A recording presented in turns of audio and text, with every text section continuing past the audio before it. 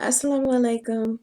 My name is Nawal, and I wanted to make this video to talk about my conversion to Islam. When I first started researching Islam, I came onto YouTube and I watched video after video after video of brothers and sisters who converted or reverted to Islam. And Alhamdulillah, that was 1 year ago. 1 year ago, and I felt like it would be fitting for me to come back and tell my story and my walk to Islam.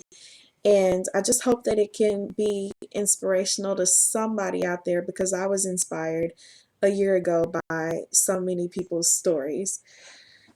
Um, a little background information about myself.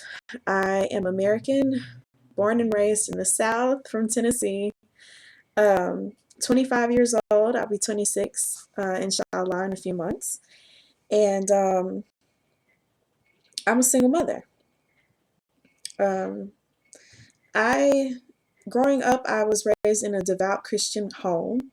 I was raised as a Jehovah's Witness. So when I was little, I spent my Saturday mornings knocking on doors, giving people Watchtower and Awake magazines, sharing Bible verses with people. That was my life, basically. My dad was an elder in our local congregation of Jehovah's Witnesses. Um, and he took the role very seriously. We had Bible study in our home, usually 2 evenings every week, and we also went to our local Kingdom Hall at the time twice a week, and a congregational Bible study once a week.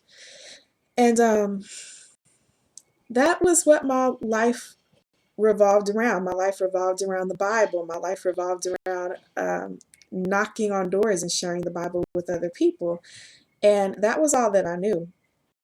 Being raised as a Jehovah's Witness, I didn't really know much about other religions. I didn't know much about other denominations of Christians either.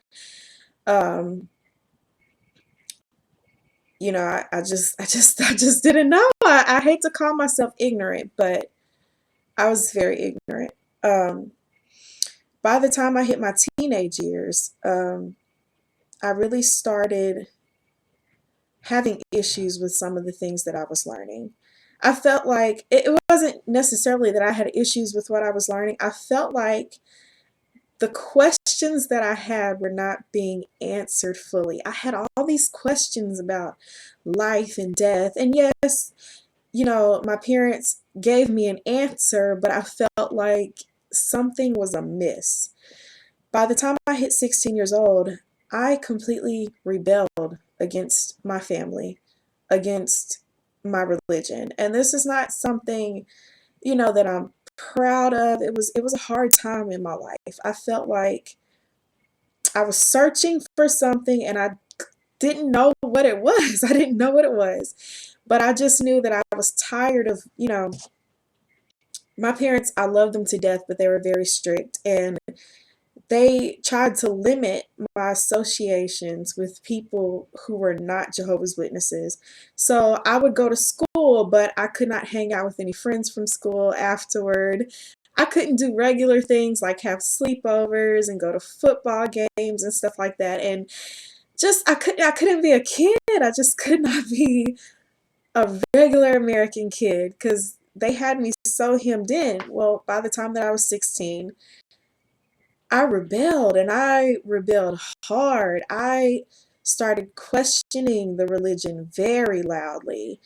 Um, my parents suffered a lot of embarrassment around that time. They just kind of wanted me to hush, just hush and be quiet and be good.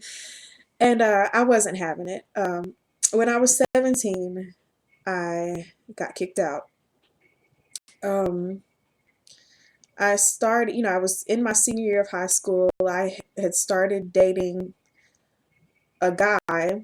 Well, I had been secretly dating him for a while, also in the rebellion against my parents. I've been secretly dating him. Um, my senior year, he and I got married.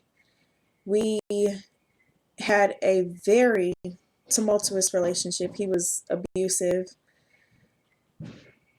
I was afraid for my life. I mean, we were together 3 years, and I cannot even describe to you some of the horrible things that I went through within this marriage. Um, and, during this time that we were married, I was going through all of this emotional and physical abuse with my husband. I was very young and, had 3 sons with him.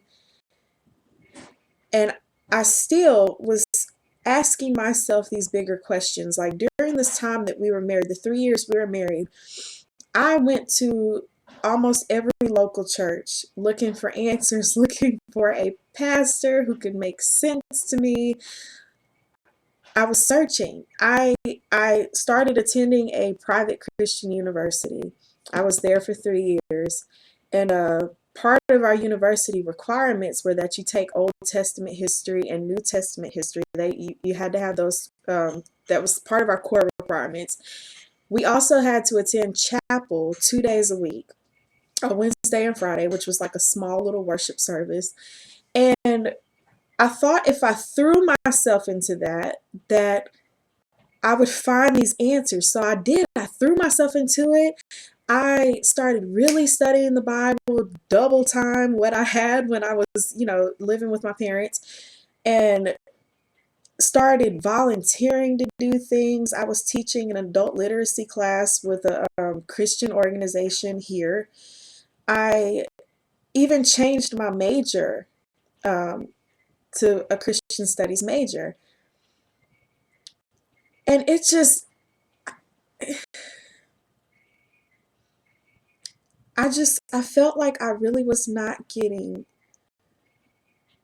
the answers that I needed, and I was getting these varying answers. You know what I'm saying? And I just felt like maybe this is not it. Maybe I should look outside of the Christian world for answers. So, for the first time in my life, I started looking into different philosophies and ways of life. And I have to be honest with you, Islam was the last thing on my list. It's I laugh about it now, but at the time I was like, I can be a Buddhist, I can be whatever, but I can't be Islamic. And the reason why was because I was American born and raised. I said that to you. I was in 8th grade. I remember I was in 8th grade in 2001, and I remember a teacher running into my classroom to say that the World Trade Center had been hit by a hijacked airplane. And I watched as those towers fell, and I was in tears, 8th grade, and I could not understand how something this terrible could be done. And the worst part about it was the fact that the religion of Islam had been plastered all over that.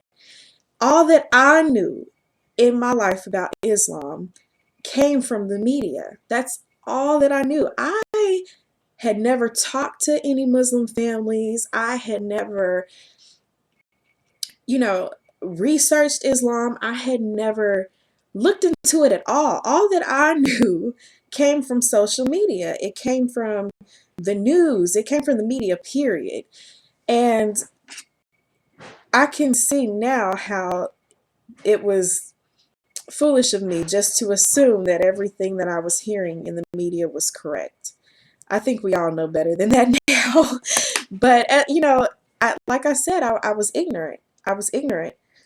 Um, During my quest, my, spiritual quest, I guess you could call it, I like to read a lot. So, I was going into a local bookstore, and I actually was looking for a biography on Mother Teresa. I don't know exactly why I was looking for a biography on Mother Teresa, but that's what I went into the bookstore for that day. And I was going down the aisles, taking my time, and I just happened to run into an English translation of the Holy Quran. And I looked and I did a double take right there in the aisle, and I picked it up.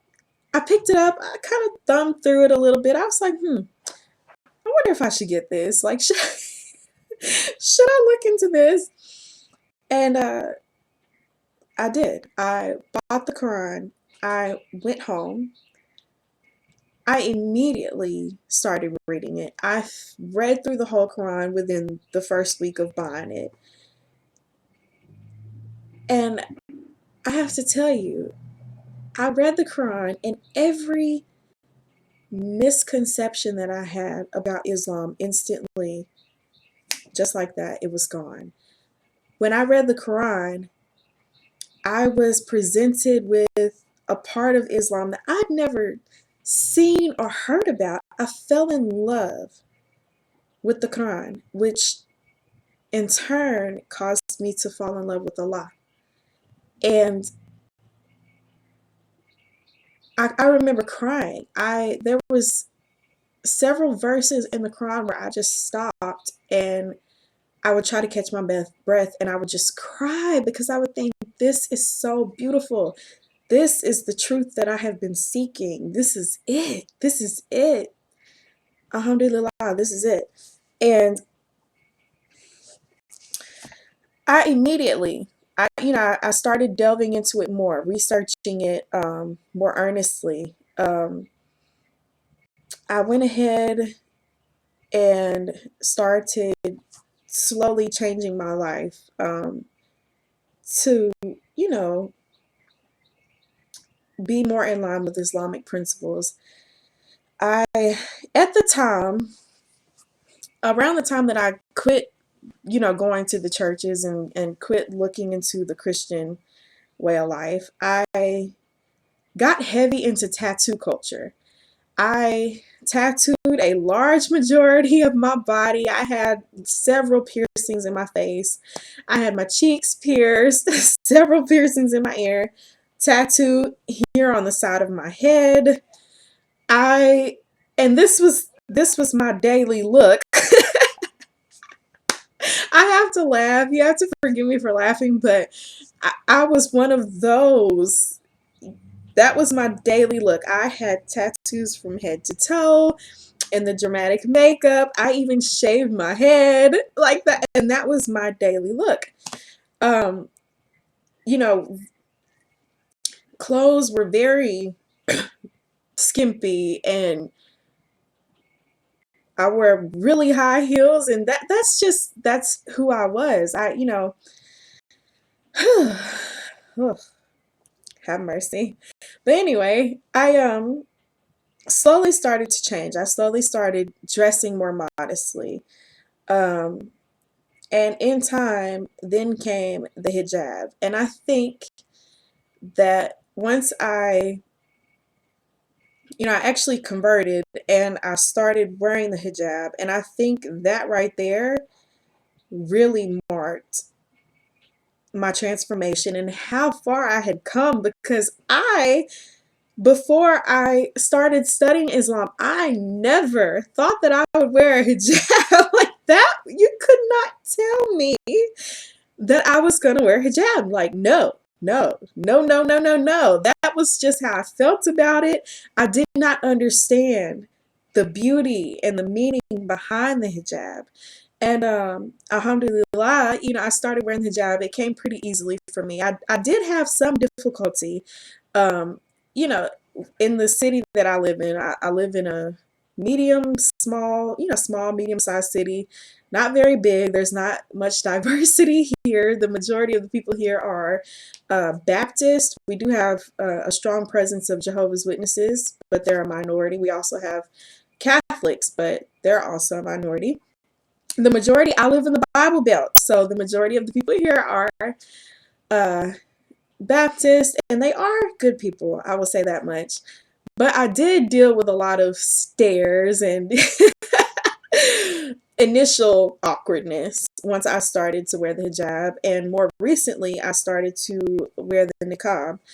So, it's funny when you look back on the journey and all the things that you've been through and the point that brought me to Islam. Um, I have never been so happy and secure with myself.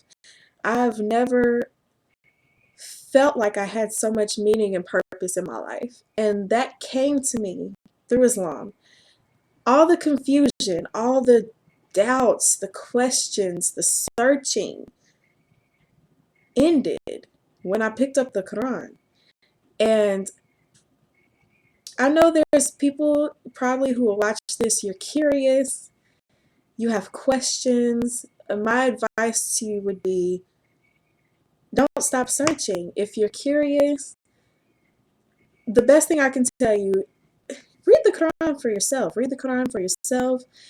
Have conversations with Muslims in your community. If you have any, visit the mosque. Talk to people. Don't be afraid. Do not be afraid.